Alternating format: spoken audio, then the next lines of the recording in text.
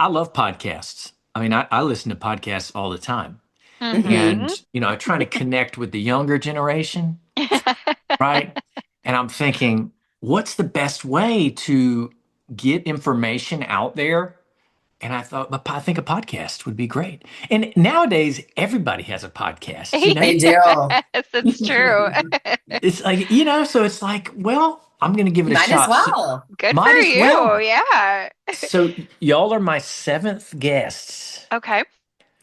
Yes, and it's been Woohoo. super interesting. Like I've been blown away by the conversations that I've had with people. My last guest was Kevin Doyle Mm-hmm. Mm-hmm. from the Mm-hmm. graduate school, and it was just, I mean, it was really interesting. And I'm looking forward to speaking to both of you. I'm kidding. Have y'all Great. ever heard of Mr. Beast? Yes.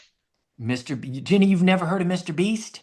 Ah, Where have you Oh, been? oh, my kids are so into Mr. Beast and I got don't me know, into Mr. Mr. Beast. What's Mr. Beast? Maybe mine So are too young. you have got to, after this, look up Mr. Beast. So Okay. he's a YouTuber who's Uh-huh. worth over $1 billion. Mm-hmm. From he's the highest subscribed YouTuber. So he has the most subscribers in the world.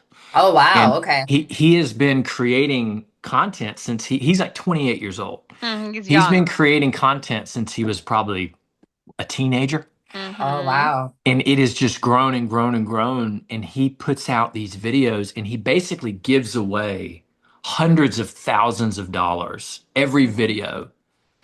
And people come in and like he'll have these elaborate contests Mm-hmm. for them Yeah. to do. And it's so well done. And Wow. he's done just things you'd be like, how is he able to do this? Yeah, yeah, Mm-hmm. yeah. Have And you watched the Beast games? yes, Yeah, Well, yes, that's what got me hooked. Yeah, those are I've been yes. living under incredible. a rock, apparently. You are. J- I watch It, Beast games and you'll get it. It takes a Okay, I'll have minute to check and it then you'll out. be super into it. Yep. my son is 9, and so he's the Uh-huh. one who got me into it. Yep. And he started watching Mr. Beast. This is so weird. So Mr. Beast has one of his things is he'll play video games, mainly Minecraft, with his friends. And so you're watching him play Minecraft with his friends, and they have this banter going on. And so that's how it started. I'm watching this. I'm like, my son's watching someone play video games. It's like, this is so weird. But he learns about it and he Uh-huh. then Yeah. takes it and it's just like amazing. Yeah.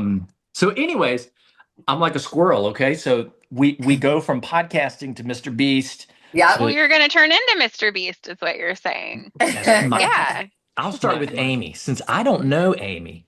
Oh dear. Who are you? Like what is your role and what is your background? Yes. Well, so I have been with Hazelden Betty Ford now for coming up on 22 years this summer. What? Yeah, so I've had a pretty long tenure, and have been I like to attribute that to that I've been gifted with the opportunity to do lots of different things in those many years. Um, I work with our family services team. I'm our senior trainer, so I get to travel and work with all of our teams and our programs. I work really closely with Jenni as we're working on developing curriculum. But I started out in the field as a counselor working on a treatment unit here at Hazelden Betty Ford. Really? And came to that actually that was never part of the plan. I never anticipated working in the substance use field, and came up. I'm kind of jumping ahead on your questions here, but came up. I did a master's program in marriage and family therapy, Okay. and through my clinical practicums, there was just a theme that continued to come up, and oftentimes that was substance use disorder, addiction, and all sorts of things. And I felt just really ill-equipped to manage that. Went and took my external practicum at a treatment program because I thought I got to learn more about this, which was a great experience, and said, I have to learn more. And so that I entered into the Hazelden Betty Ford graduate program, or at the time it was just Hazelden Graduate School, and also then got my master's in addiction studies and Really? just never left. I fell in love with the place, the work, and have been here ever since. Yeah. So you found the subject, the people so compelling and interesting that Hmm. you said, I want to dive deeper into this. Absolutely. Yeah. Yeah, because I think a lot of times people, one of two reasons, get into this field. One, they have personal Yep. experience with it, whether it's a Yes. family member or their own, Hmm. journey, or it's just so well. There's many reasons, but I think it's fascinating Hmm. how addiction works. Hmm. But it's also so incredibly meaningful, and you get to see people recover in such amazing ways. So Hmm. I really appreciate that. Yeah, it's the Um, hope, I think, that the change and the hope that is just so meaningful to individuals and families. Obviously, family was always my path and my journey and my passion, and so I've been doing that for the majority of my career. But I think working with I worked with young people and their families primarily, and that's another passion is working with these young people. I like to laugh when I think back to my graduate school interview for my marriage and family therapy program. They said, "What is one problem or issue that would be hard for you to work with?" And I said, "Oh, I think addiction." And then oh they said, wow. "What's one population that would be hard for you to work with?" And I said, "Adolescents." And then somehow that's where my passion and my niche ended up once I started learning and working and getting to be with those individuals too. Yeah. And where did you get your LMFT? So my marriage and family therapy master's I got at NDSU. They no longer have the program. It was an accredited MFT program at the time, but and sorry, you're south. NDSU is North Dakota State I University. was going to say, I don't know what Yeah. that is. Yeah, right. Yeah. Probably less familiar with that. Yeah. And Okay. that's been a journey too. I haven't had a straightforward journey. I did my degree, did my practicums, did the next degree, and went straight into work and didn't get licensed as I should have because I was doing the work I was loving. So I'm actually still finishing up that process right now. Wow. Finally, 20 years later, said, I think I'm going to do that. And so I've been really lucky that I've got great people around me that support that and have a great boss, Jenny, who fully supports that and the org too. So yeah. That's awesome. So you're a double winner. You have the master's in marriage and family therapy, but also the addiction Hmm. counseling. So that's Hmm. so awesome. Hmm. But anyways, okay. Well, Amy, thank you. That's awesome. Super interesting. Thank you for your 22 years at HBFF. That's amazing. Hmm. So Jenny, what about Mhm. you?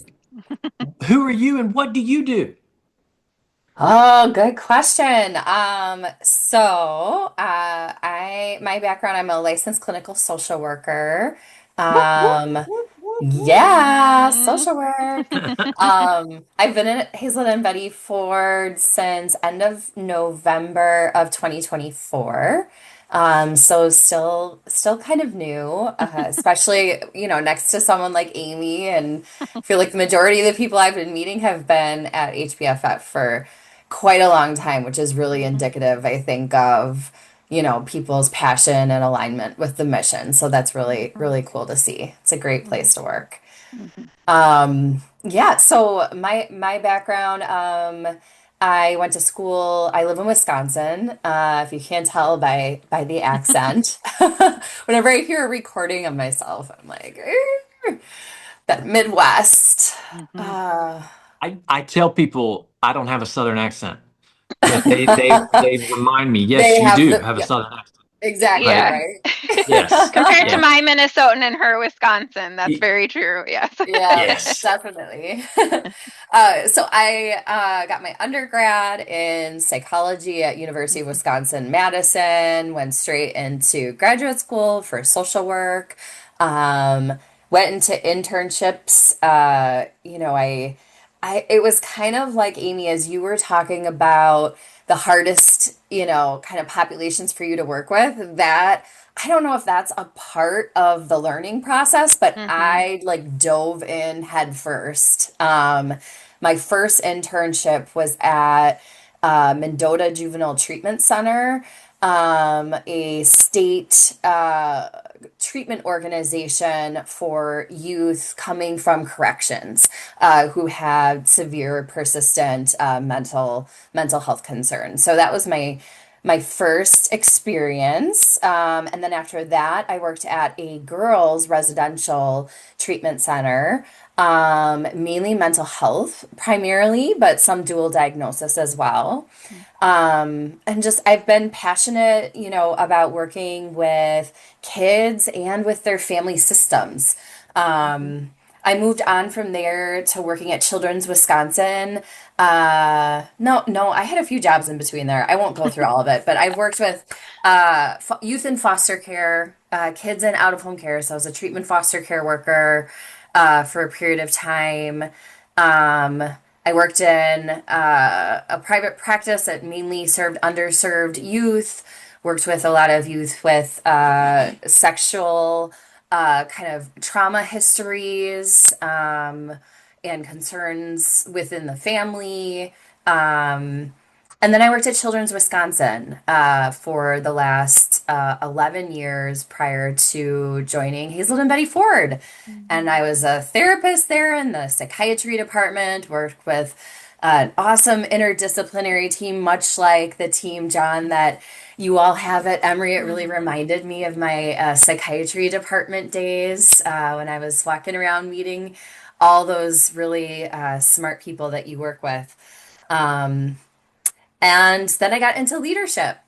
So after, some years of direct care, just really interested in helping to support clinicians and teams to provide evidence-based care. So that's been something I've been really passionate about. As a young clinician starting off at, through my first couple jobs, I didn't have a lot of evidence training and evidence-based clinical services and treatments. And I was really lucky when working at Children's to be trained in things like parent-child interaction therapy, trauma-focused cognitive behavior therapy. And what I saw as a clinician is when I started to, get trained in these evidence-based practices, I saw my clients and families getting better. So Mm. like I was able to like feel my confidence improve and I was able to see the impact. And so that's always been a passion of mine. And as I moved into leadership, I worked in different roles involved with translating evidence-based practices into um, usable systems because Mm-hmm. sometimes that's difficult sometimes for evidence-based practices to be accessible, you know. And I also got into working with systems integration. So my last job, I was overseeing the development and implementation of primary care behavioral health implementation throughout our 20 pediatric clinics throughout Children's Wisconsin. So that was really awesome work. We received a very generous donation, um, a lot because of what we were seeing, especially after COVID. There were kids on a waiting list for mental health for over a year to be able to get into Wow. therapy. Jeez. Mm-hmm. But they could get in to see their doctor, right? But doctors don't have the specialized training to be able to give the supports that are needed. Right. Um, and so what we did was we hired licensed mental health clinicians to work alongside the doctors using this primary care behavioral health model and integrate mental What? health services into the doctor's offices. No way. Yep. Yeah, we got a rock star that joined our team. Absolutely. That is so cool. It reminds me of when I was in school. They talked about law enforcement. That law enforcement was Mm-hmm. now bringing social workers Yes. with them Yep. to Do scenes. I some don't of that know. in Milwaukee where I live. Yeah, Mm-hmm. it's Yep. so and you're so right that like access to care for many different reasons is so challenging, Totally. and I think. one of the challenges that I have had working in treatment is aftercare, right? Like, Mm-hmm. how do you, because you want to come up with the best possible plan, right? That's going to give them the chance of success. And inevitably, you're going to run into all these barriers. And it's like, yeah, one of those is trying to get them in to see a therapist, Mm-hmm. Yeah. right?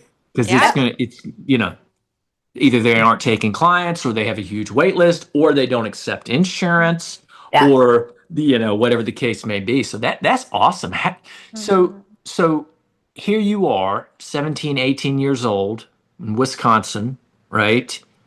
And you're preparing to go to college Yep. and you decide for whatever reason to major in psychology. Can Yeah. you can you talk me through that? Like what was Yeah. going on in your mind to think this is what I want to focus on? To be honest, I was in an honors psych class senior year of high school, and I really liked the teacher. So I thought my dad has his PhD in education. And my mom is a nurse. So like parents are like kind of helping teaching professionals. And I thought I was going to be a teacher. I thought I was going to be a lawyer. And then I had this class, learning more about psychology my senior year. And he was a really great teacher. And I've always been a really curious person. Like I want to know like what makes people tick and why things are happening the way that they are. And I also knew I wanted to be in kind of the helping field. And so that class, I was just like, okay, let's give this a try, right? And stars kind of aligned for me. And then there was the crossroads of, well, do I go into psychology then? Do I Mm-hmm. go into Yeah, psychiatry? Do I go into social work? And at that time, I think I was ready to be done with school. yeah, yeah. And in learning about the systems approach with social work Mm-hmm. also, and how I could go that route, and how, I remember meeting with different people and learning about the social work degree allows you to potentially be set up to do so many different things.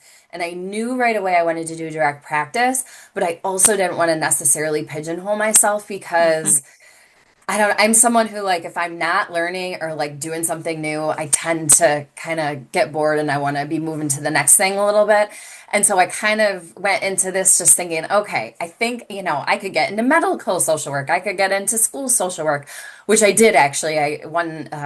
One year I got my school social work certification. And you can be a medical social worker and work in a hospital, right? And now look at what I'm doing. I saw a Mm-hmm. LinkedIn ad that said there was a focus on family and children's integration into treatment services and wanting to really lead with evidence-based and evidence-informed care.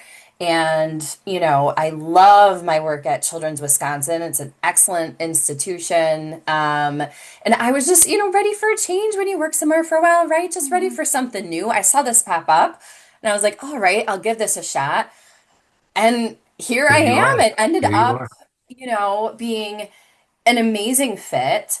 The substance use world, in and of itself, is a little newer to me. I've been pretty focused in the mental health world and family systems Mm-hmm. and trauma, I would say, and access to care and integration, right? And all of these kind of like these macro issues, and then evidence-based care and with my trauma kind of training background. So this really just aligned in some wonderful ways. And I'm still learning every day about, the disease of addiction, and I have a lot to learn, which is fun for me, right? Like Mm-hmm. that is what is refreshing to continue to learn in that area.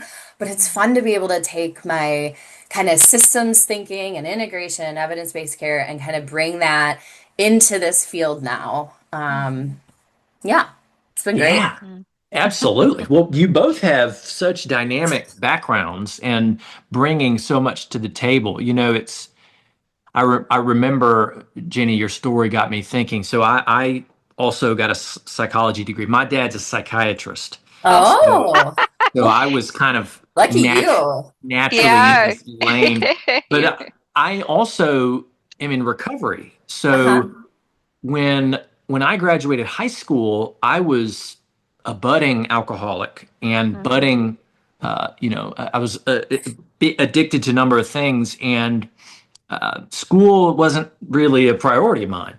And Yeah. so I think I was a business major at first, and I totally just fell apart when I got to school. And Yeah.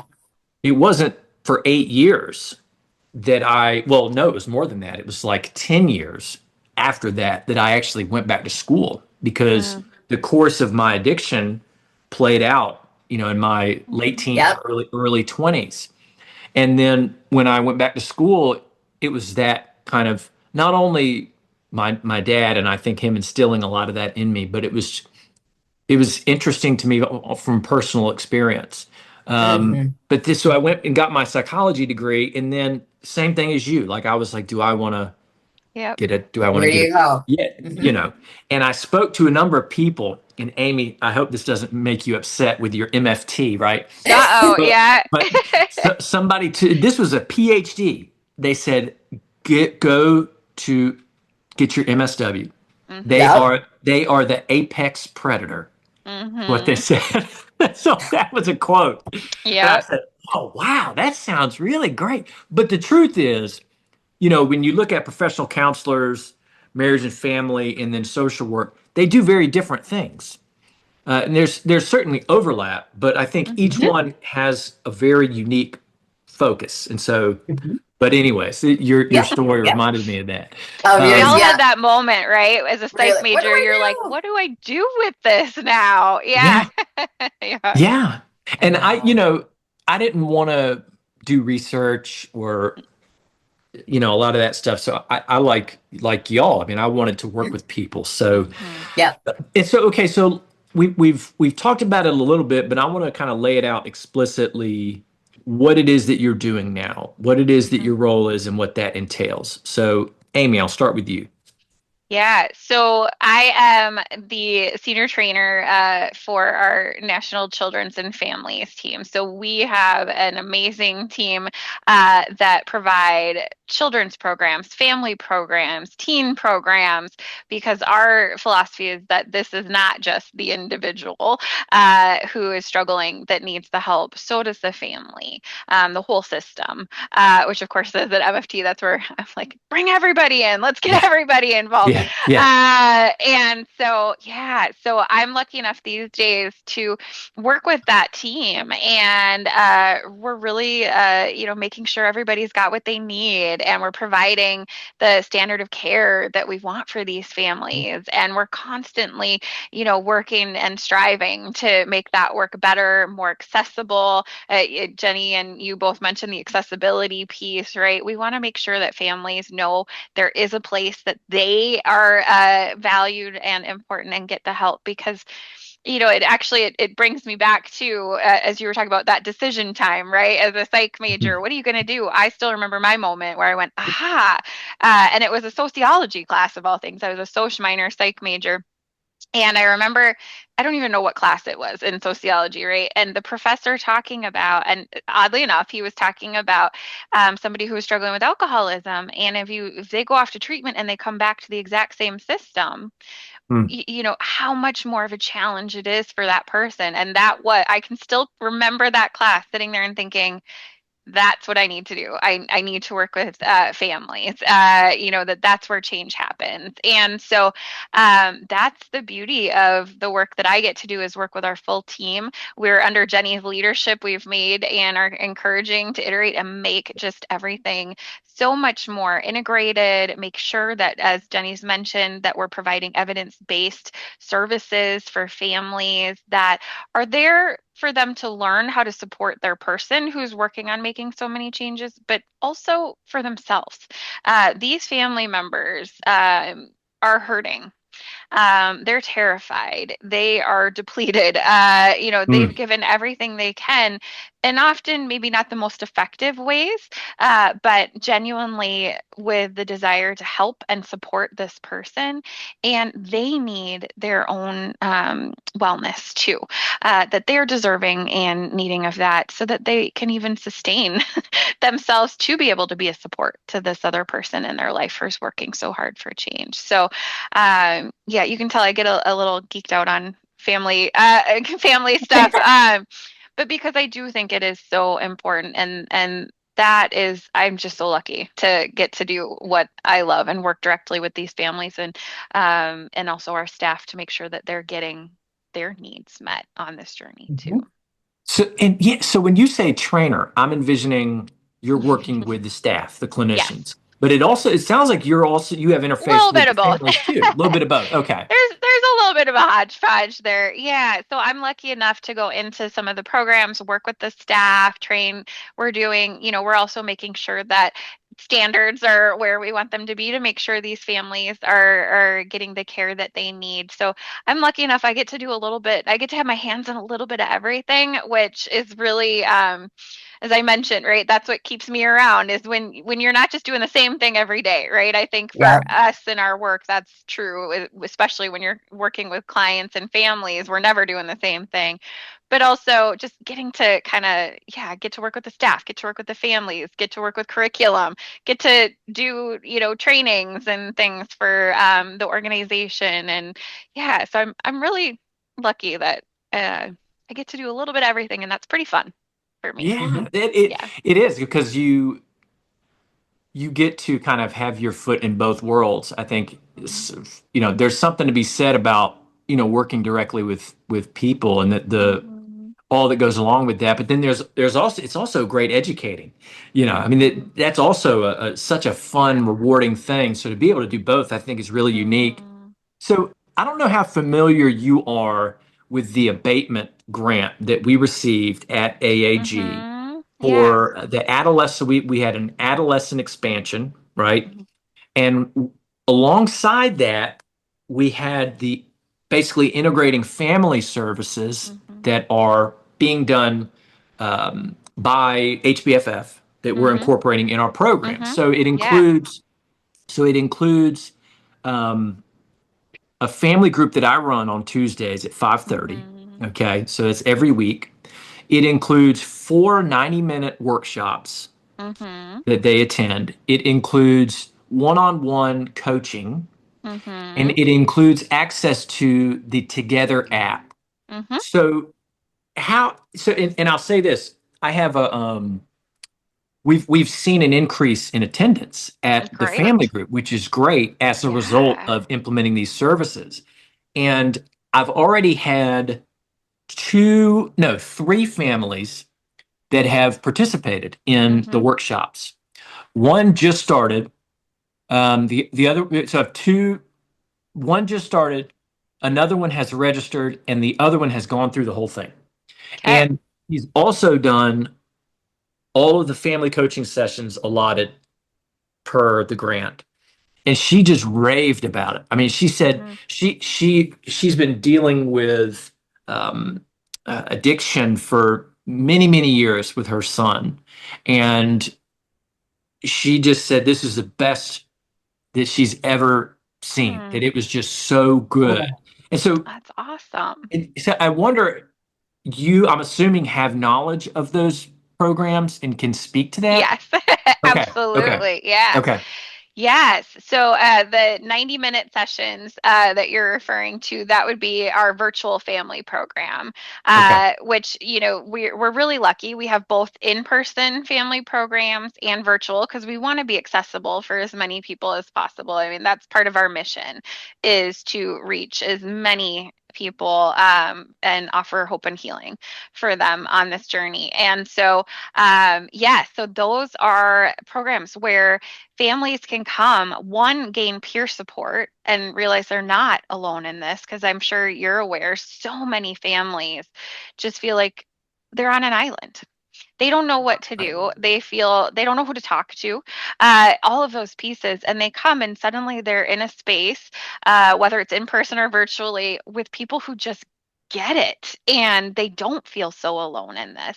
So the peer support, and then there's a lot of skills work that's happening in there. Here we work from using craft, community reinforcement, and family Yes. training, which I'm sure you're Yes. familiar with if Yes. you're running groups. And we really spend a lot of time working with families, teaching them these very specific skills that they learn, they practice, they become effective in, and then they employ that in their relationship with their loved one. Craft is evidence-based. It's been shown to really help families engage loved ones in treatment. And what we've seen is it also helps families continue to support their person staying engaged in the treatment and recovery process too. And what I kind of like to say is these are really great skills for those families, but truth be told, these are just really good relationship skills that people Mm. are learning here. And so I like to believe that the work and the lessons and the skills they're learning are spread far and wide beyond just their one relationship in their life too. So yeah, they come and they learn, they get to practice. We also offer coaching, as you mentioned, where people can continue to get support. We offer that both on a group level and also individual families. So we know not group isn't for everybody, right? That might not be where they're most comfortable, and they'd like to have time to talk about their one, their person and what's going on in their circumstances. And so we've got coaches that do that and then help them apply those skills in working with their own loved ones too. Yeah, and I'm so glad to hear that that was the experience. I'm not surprised to hear that was their experience. So we have fabulous coaches and facilitators of all of those groups. Yeah, but we're really excited to be able to share that. And just to note too, somebody does not need to be partnered with you. They don't need to have somebody in our services. Anyone is able to Really? access our services. Yeah, and Really? some of those are at no charge too. So that's, I think, something unfortunately that's not as known, because of course, how would people know that? Especially if they're just feeling like they're on the island. So they're welcome to join us and we will help them get support, tools, skills, and answers that they're looking for, even if they're not connected to us. Mhm. Wow. Yeah, because we're so fortunate as part of the grant. It's totally free. Mhm. Mhm. So our Yep. families are accessing this at no cost. We Yeah. we have a partnership with the Children's Healthcare of Atlanta, and it's really cool. So any person who is admitted through their emergency department for a behavioral health issue is screened for a substance use disorder. Yeah. Okay. If they, screen above the threshold, they are automatically referred to us. And Yeah. so we're getting inundated with young people as Mhm. as as young as 12 years old Mhm. that Mhm. are coming to the clinic. And so I have a couple folks in the group, our virtual support group, who, like you said, they're not patients of ours. They're Mhm. not patients at Hazelden Betty Ford. They went to CHOA, they Mhm. saw the flyer, and here they are. Yeah, great.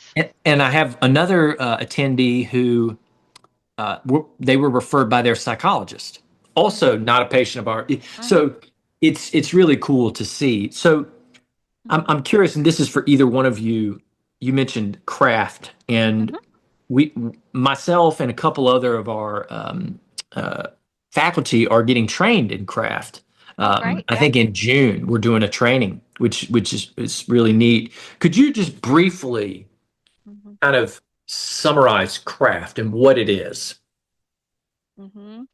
Do you want me to take that, Jenny, or you want to answer that? I'll let you take it. Okay. So craft is, as I mentioned, a lot of times people are like, what is craft? So it's community reinforcement and family training. It was developed by a gentleman named Dr. Robert Myers years ago. And what they really found was they were working with all sorts of clients and families, and no surprise, they found that many families were motivated prior to the loved one that was struggling, maybe identifying there was a problem sooner, which I think any of us that work in this field, that's a pretty typical situation. And they ask themselves, how can we tap into this motivation that these families have and essentially put it to work, use it to be helpful? And so what they did is they did a lot of research and they developed a program that is very skills based.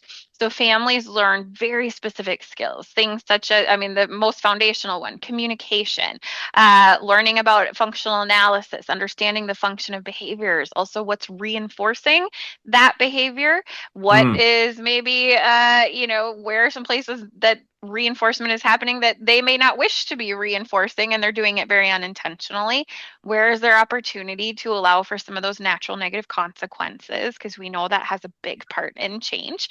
mhm, Learning things such as how to invite someone in to help. When is an appropriate time and helpful time to do some of those things? How do they communicate that? They're also learning about their own wellness and the importance of that. So there's many skills that are involved that families learn. And then the key with craft is that it's about connection. When we're connected to somebody, therein lies our influence. And it really takes a look at the fact that nobody exists in isolation. We exist within relationships, within our families or other support networks in life. And so, how can those relationships using these skills be influential in someone getting help or, continuing in that journey? And it's been shown to be much more effective than maybe some of the older traditional ways of engaging someone in help in comparison to, say, like an intervention. Right? Everybody kind of thinks of that as the go-to. That's how that's sort of, well, craft has actually shown to be more effective than that. Sometimes families get messages that they need to just, cut somebody off.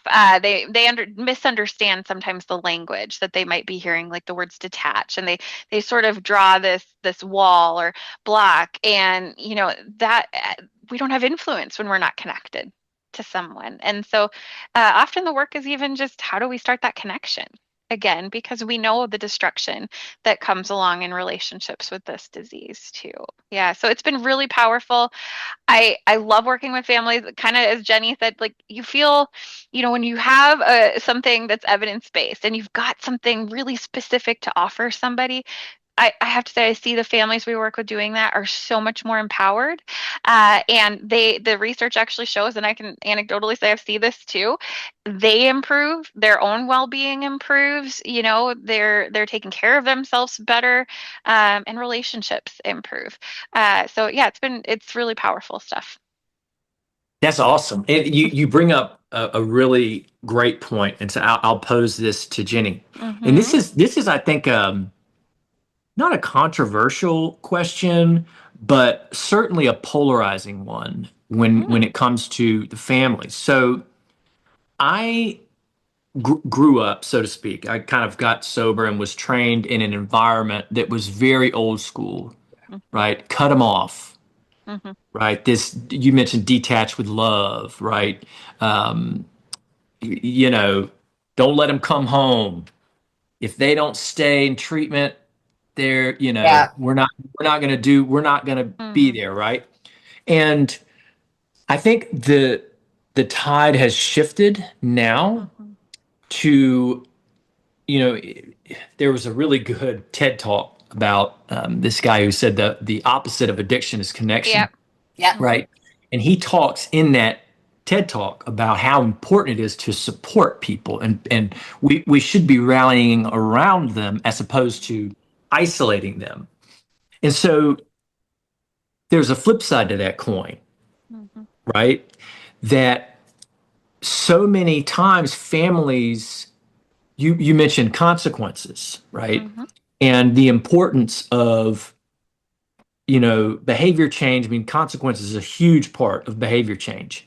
And I Mm-hmm. think it's hard for families to sometimes navigate, when do I set a boundary? Mm-hmm. When do I cut them off? Mm-hmm. Right? Yeah. Versus, right? And so, Jenni, can Mm-hmm. you speak to that and like how, because Mm-hmm. I deal with this every Tuesday. And Yep. I don't, it's always messy. It's Yeah. always messy. Yeah. There's never this clear, like, okay, this is what you should do. This is what's going to work. It's always a unique situation. You have to incorporate the family's values, their own kind of subjective needs. So it's Yes. always changing. So, Jenny, I hope I made sense there. Can you speak to what does that look like? Yeah, definitely. I think, to start with just framing the family response and thinking about why families of individuals who are misusing substances, like why do some family members respond or react in the way that they do, right? And so if you look at that, a lot of the times, like Amy mentioned before, these family members are absolutely terrified to death Mm-hmm. that they are going to lose their loved one, that their Hmm. daughter or their son is going to die, that their Hmm. partner is going to die. Mm-hmm. And that in and of itself is very traumatic, right? Hmm. So they Mm-hmm. are living in this state of, fight, flight, fawn, or freeze, whatever you want to Hmm. call it these Mm-hmm. days, right? And they're living in this state of panic. And they are reacting in ways to literally try to save their loved one's life, Mm-hmm. Yeah. right? And so Yeah. that is the perspective that they're coming in to see us in. Hmm. And so the first thing that we do in our program, and since I've been there, we've took a look at everything and we've kind of created this new what we call family recovery framework that Mm-hmm. guides all of our services. And first and foremost, it's the recognition of the trauma and the stress that a lot of these families have experienced.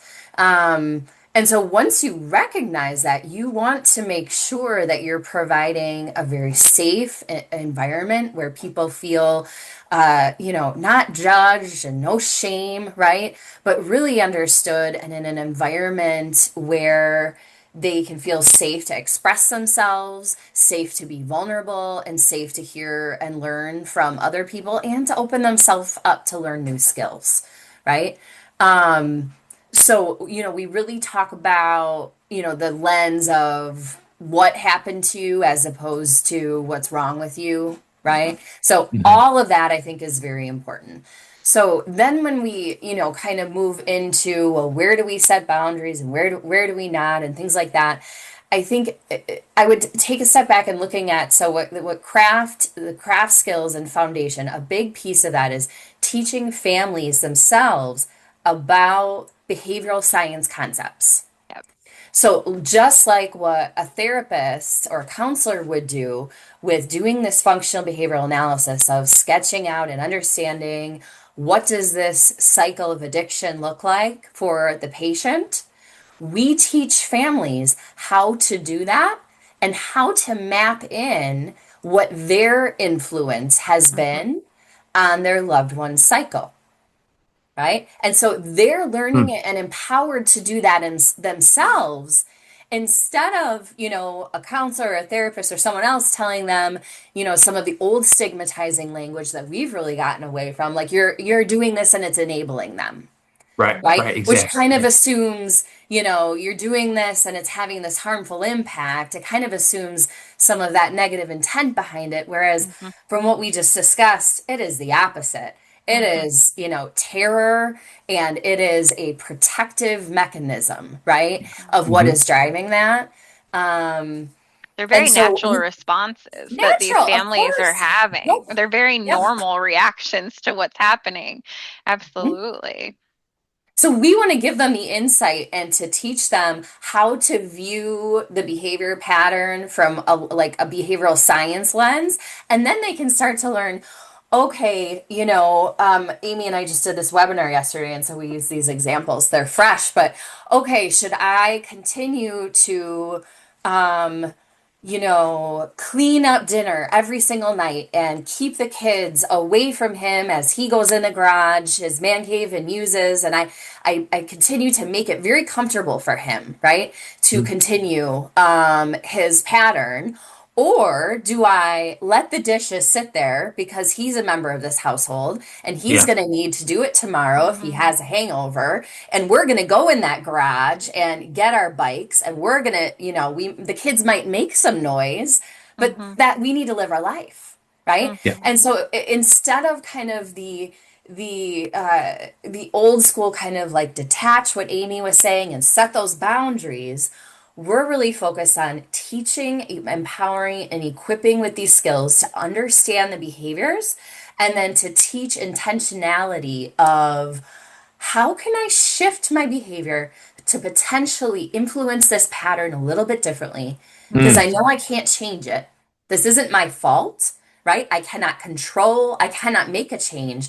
But if I shift my behaviors a little bit, I may not be making it quite as comfortable for Mhm. Yeah. him to continue, right? Mhm. This pattern. And that is a part of that behavioral science and what we need to have happen for change and for your loved one's motivation, right? To start to shift. And so I think that's part of why we hear all of this positive feedback from families, which, in my entire career, I have never worked somewhere where literally almost every single day I get goosebumps from some kind of email or call about someone's life who has changed. I mean, this is the most rewarding job on the planet, honestly. Mhm. I think some of my friends are sick of hearing it about it. 'Cause they're like, I wish I had a job that I, felt so passionately about. But it's true when you help to empower people who are like so terrified and they're trying something and it actually they end up learning some of these things I've been doing out of fear and protection haven't been helping, but now I know what to do, right? Mhm. And when that clicks for them and you see that click, it's just so exciting. So that's why we Mhm. have the best job in the world. I love that. Y'all are probably familiar with DBT, Mhm. dialectical behavior Yep. therapy. And one Right. of my favorite concepts from that is the middle path. I Mhm. love the middle path. I talk about the middle path incessantly. And that's Mhm. what I thought of, Jenny, when you were describing that. It's Yes. like this is the middle path of I'm not going to make this easy for you. Yep. At the same time, I'm not going to cut you off and shame Mhm. you and Exactly. further uh, degrade your self-worth Mhm. by saying you know, you can't be a part of, you know, Mhm. Yeah. whatever my life. So, Yeah. but it's hard. It's hard because it's Yeah. like I said, it's these situations. Families are in impossible situations. I was Yeah. so moved by the way you started this out, which is families, they're coming in the middle of a crisis. It is a Yep. crisis. Like, Mhm. and I think it's sometimes we don't appreciate that. Like that, and because I have, since having children myself, I have a little bit of an insight into what that might be like. I mean, Mhm. just the Right? thought, The idea. I Mhm. know. idea of my child suffering Mhm. is brutal. It's Yep. Mhm. brutal. And to think that it is actually happening in such a severe way, and I'm Yeah. so feeling so helpless, and probably feeling responsible, Yes. right? What did I do Yes. wrong? What, Yes. and to have Totally. this, I think resource for families, like you said, is so important. And I talk with Danielle about this all the time because we've been working close, implementing these family services. And any treatment program that doesn't include family services is incomplete. It Mhm. is just is vital. And so, and Jenny, I'll pose this to you too. This kind of the final question, which is why? Why Hmm.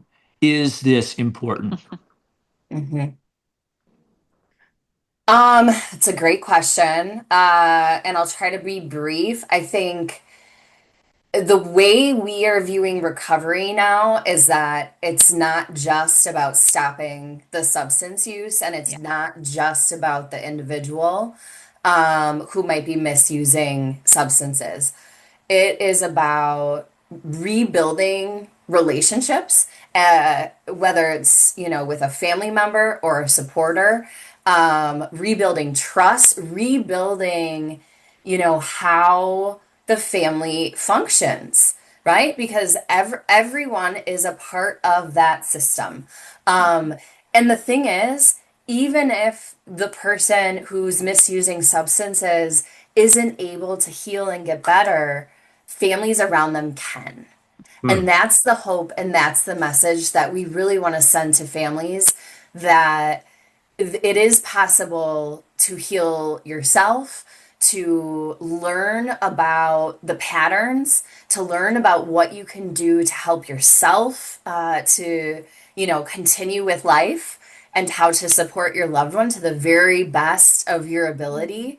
And it's possible. And we do it through connection when it's safe and comfortable, right? And we do it through empowering families through teaching skills that are evidence-based Hmm. uh, themselves.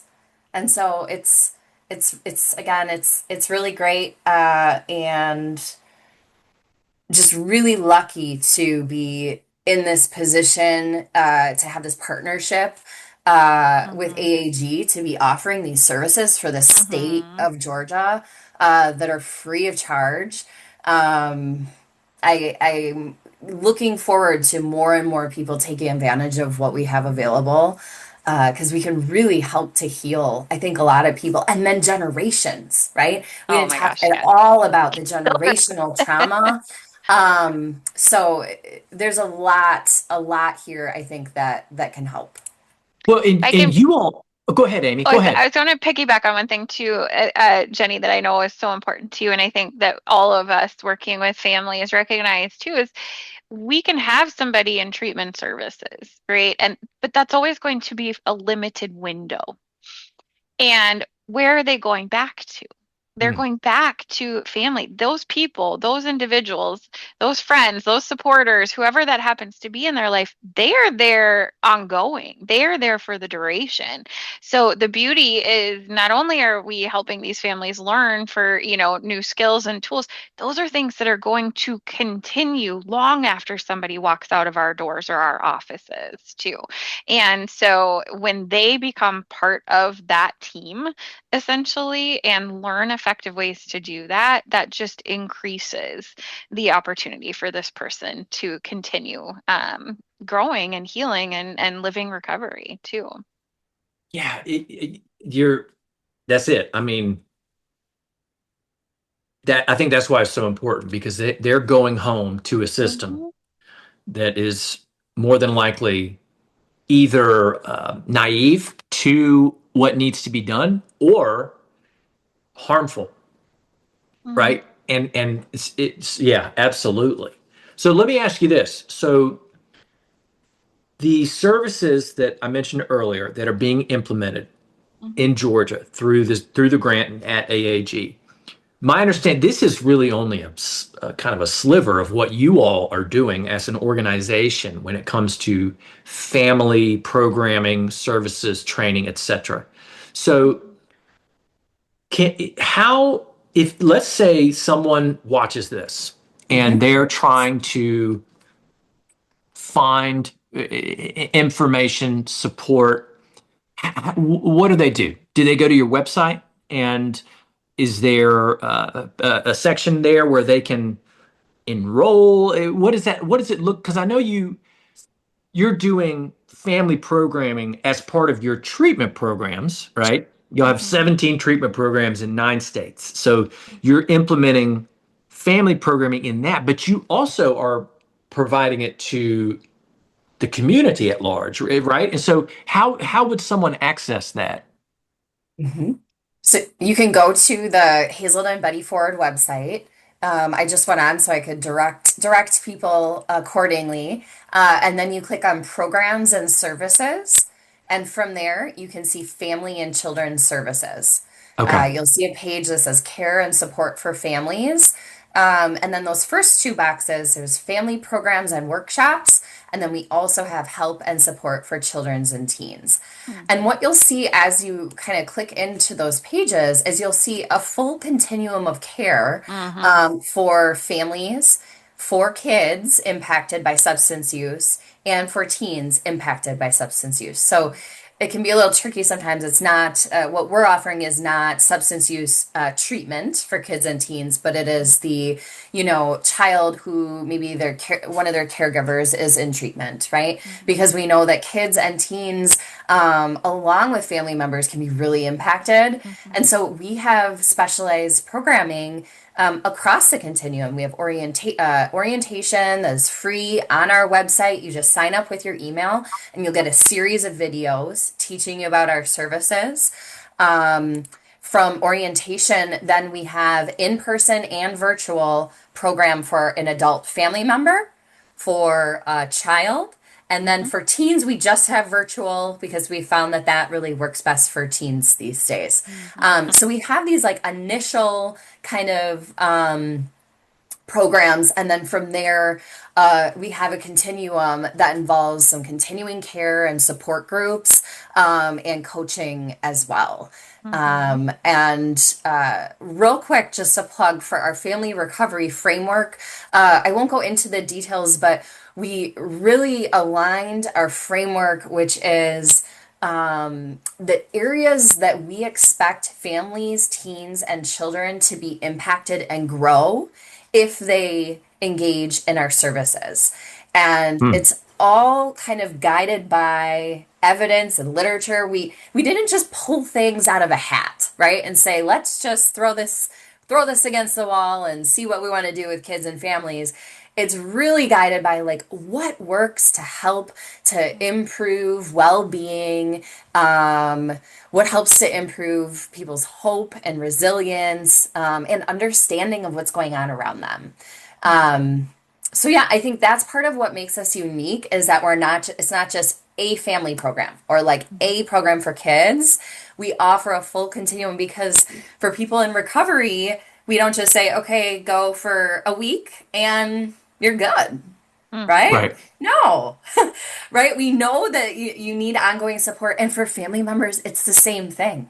Family Yeah. members need ongoing support. And so that's why we have these continuums. So if someone goes to our website, they'll be able to learn more and then they can click into what gets them to our bookstore, Hazelden Betty Ford bookstore, where they can directly sign up for services.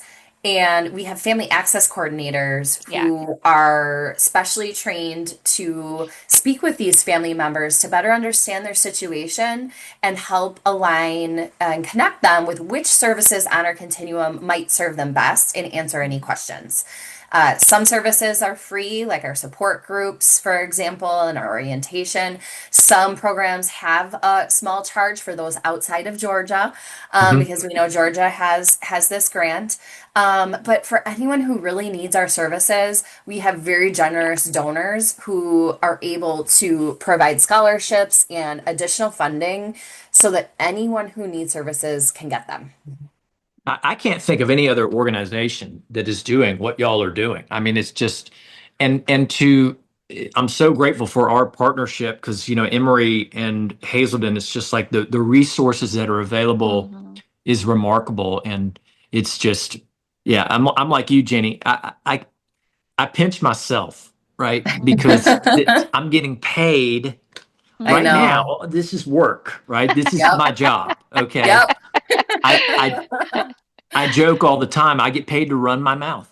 Yeah. That's it. That's it. Like that's it. And And help it's people. yes, Yeah. yes. And it's interesting because I've been in direct care for so long, but my role at AAG is not working with people. Mhm. I work primarily with students and with Yep. families. Hmm. And that has been so rewarding and Hmm. so interesting Mhm. and just as meaningful Mhm. because these are the people who are going to help turn the tide Mhm. Yep. and get people connected. 'Cause that's the whole goal. It's like, how Hmm. can we raise that 10% up Exactly. closer to Yes. 100%? You know, Yes.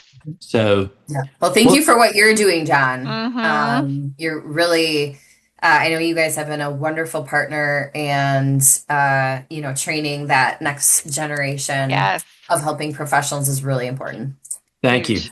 Thank you. Yeah, it's awesome. So, well, thank y'all so much for taking the time on a Friday afternoon to chat with me. This has been awesome. I told y'all, No, this is it's great, isn't it? fun. We could talk like this all day. All the time, Yeah. all day, all day. Talk about the thing that we love and are most passionate about. Piece of Yeah, cake.